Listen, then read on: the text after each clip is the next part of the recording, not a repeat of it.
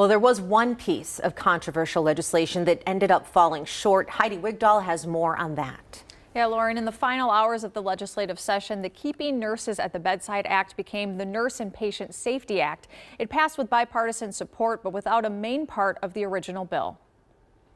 We came here to pass the Keeping Nurses at the Bedside Act. That bill has died.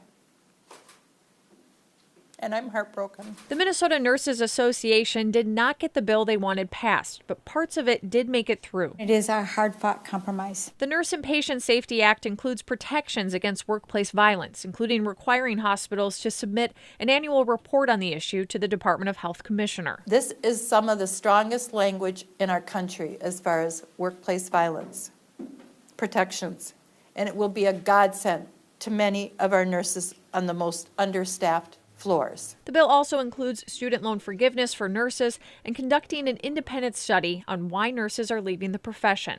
But hospital staffing regulations did not make the cut, including creating committees to set staffing levels. That was the main point of contention.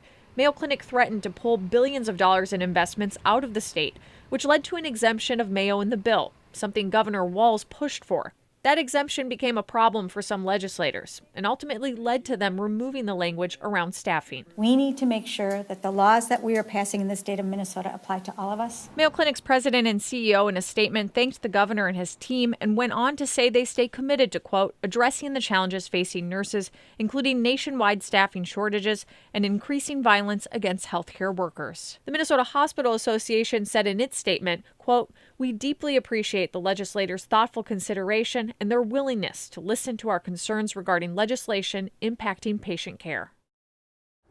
The union has been fighting for nurse staffing legislation for 15 years. This was the closest they had ever been to it passing. The lawmakers who worked on the original bill say they'll be continuing this work in the next legislative session.